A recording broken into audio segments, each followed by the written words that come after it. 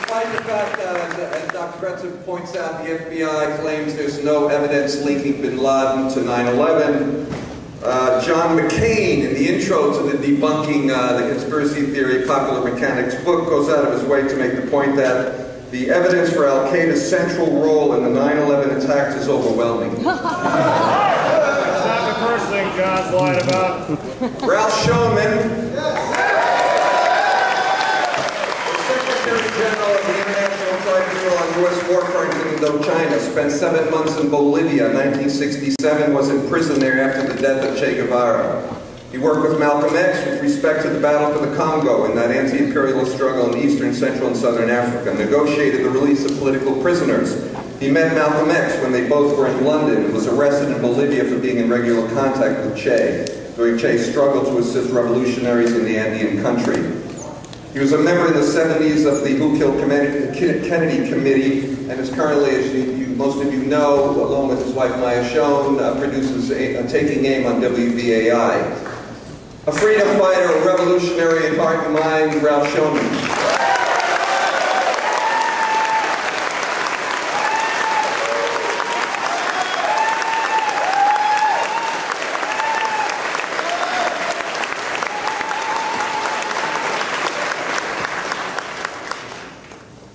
So good to be with you, brothers and sisters, and thank you very much for coming out. We are here on the 5th anniversary of an ongoing and continuous war, a class war against the people of this country.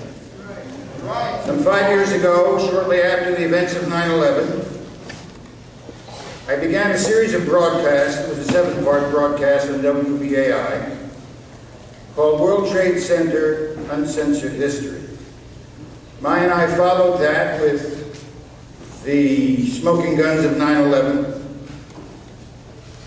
9/11 false flag operation, 9/11 in the capitalist state, the underlying politics of 9/11. We've been part, all of us together, in a process of documenting, unfolding, and exposing and delineating the nature of this ongoing war against our own people. That's what it is. What we're addressing here is treason at the top.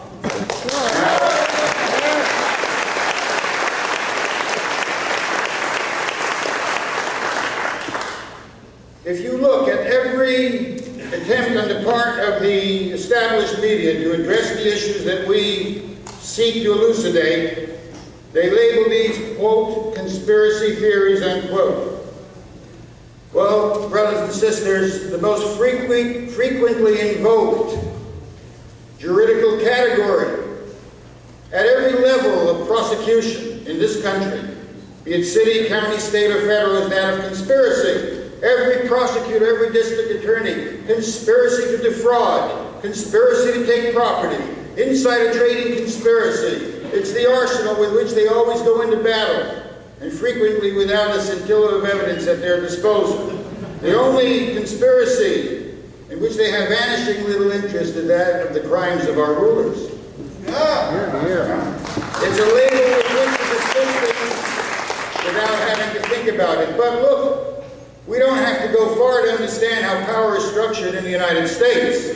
The New York Times has disclosed but recently that 1% of our people own more than 95% of the rest of us combined. The former president of Avis and American Express, who I like to cite, Robert Townsend, in his book Up the Organization, calculates that approximately 5,000 people, averaging some 14 corporate directorships per person, have control over what he calls the commanding heights of the United States economy. They fund both political parties. You know, in the recent election, the main fundraiser for George Bush was the president of Citibank, and the main fundraiser for Mr. Kerry was the vice president of Citibank. As Townsend describes it, they treat this country as their own personal whorehouse, and they consider each president their own private cowboy. This is a structured power whose identity is not mysterious.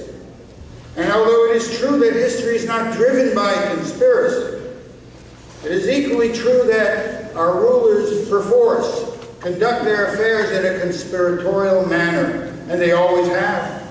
Every major imperial adventure has proceeded on the basis of such false flag operations and pretexts. Every one.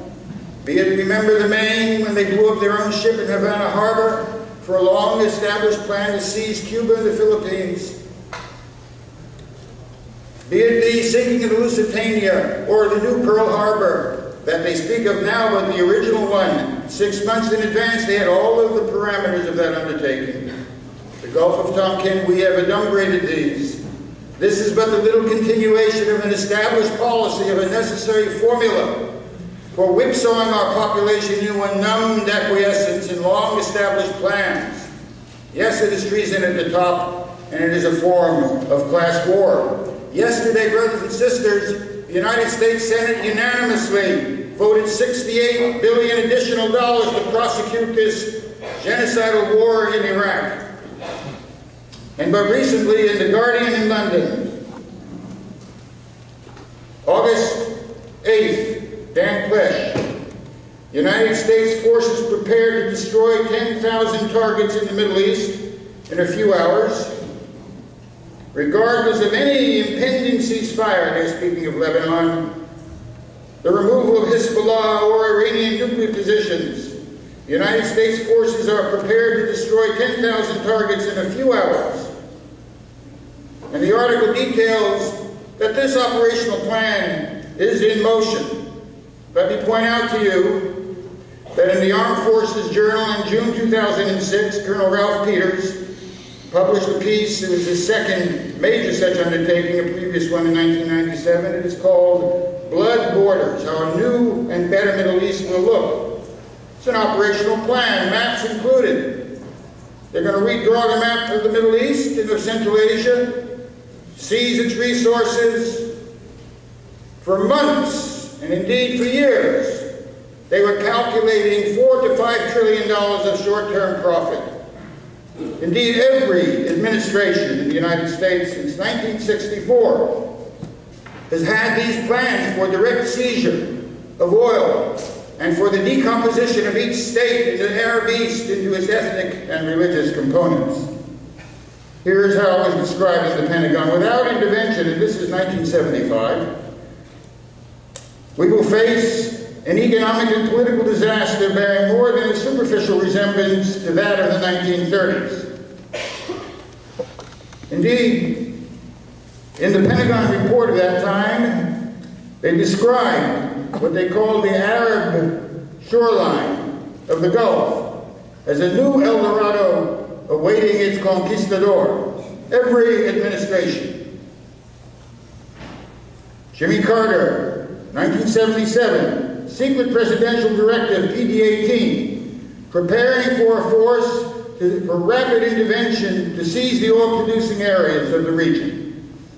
1978, June 4th, Admiral Thomas Moore, chairperson of Joint Chiefs of Staff, deployment of forces to the East African and Arabian Sea for direct seizure of resources there.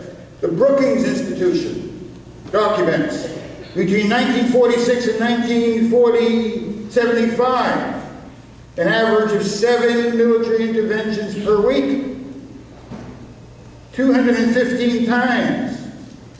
This is not a matter of some particular administration. It is not Mortimer Snerd, brothers and sisters. It is not the Bushmen. They are an integral part of this. This is an ongoing process.